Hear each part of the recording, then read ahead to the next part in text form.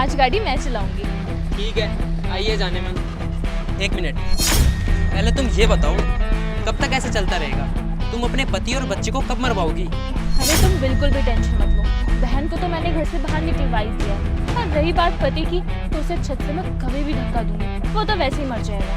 और बचा बच्चा, इसे तो हम यूं ही खत्म कर देंगे, वो तो बहुत छोटी सी चीज़ है। फिर प्रतीक की सारी प्रॉपर्टी पे मेरा हक होगा। स्मार्ट तो हो तुम। चलो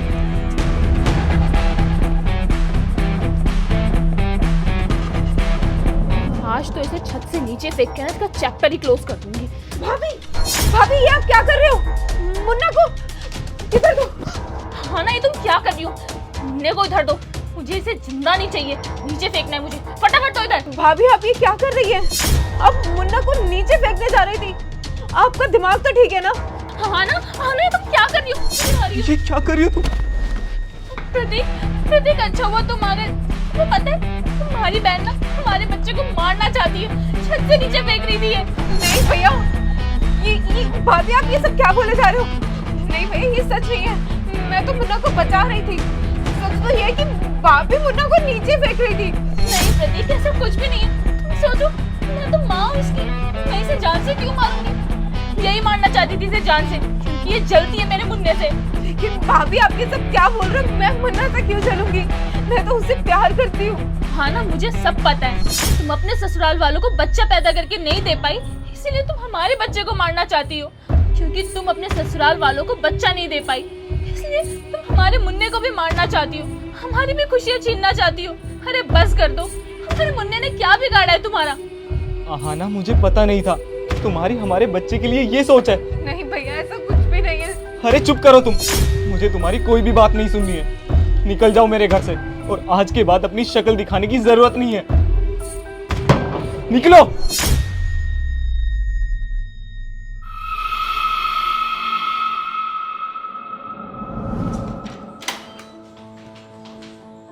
अरे प्रतीक, मुन्ने ने ज्यादा परेशान तो नहीं किया?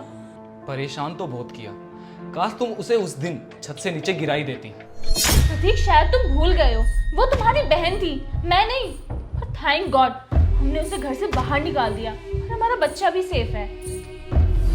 मैं यहाँ पर नहीं थी, लेकिन अब मैं यहीं पर हूँ। मुन्ना भी अब मेरे ही पास रहेगा, अपनी बिल्कुल सही जगह पर। ये घर पे क्या कर रही है? तुम भूल गए हो, ये हमारे बच्चे को मारना चाहती है। उस दिन ये छत से गिरा रही थी हमारे बच्चे को। तुम मेरा बच्चा इधर दो। मेरे बच्चे को हाथ लगाने की कोशिश भी मत करना। मेरा बच्चा? ठीक है, हमारा बच्चा है। तुम्हारे और मेरे बीच में अब ऐसा कुछ भी नहीं है। और हाँ, अब जल्दी तुम यहाँ से बहुत दूर जाने वाली हो। उसके बाद ये बच्चा सिर्फ मेरा रहेगा। ये सब तुम क्या बोल रहे हो? और कहाँ भेजने वाले हो मुझे? मेरा बच्चा वो कहाँ जाएगा? जेल। आप जेल जाने वाली है भाभी। अरे आपने जो कुछ भी किया है ना, उसकी सजा तो जेल ही है। क्या सोचा था आपने?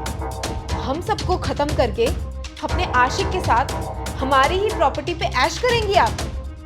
नहीं भाभी, अब आपका ये प्लान ना फ्लॉप हो चुका है। मैंने आपको देख लिया था आपके आशिक के साथ, और आपकी सारी बातें सुनी थी। एक मिनट, पहले तुम ये बताओ कब तक ऐसे चलता रहेगा?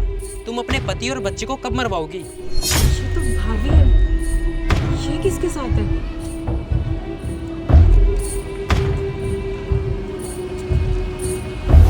अब चुप क्यों हो? कुछ तो बोलो।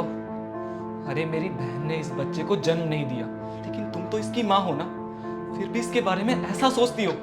अगर समाज में लोगों को पता चलेगा तो तुम्हें गालियां देंगे, डायन बोलेंगे, पत्थर और कोड़ों से मारेंगे। आप प्लीज मुझे एक बात बताइए, ये बच्चा तो आपका है ना?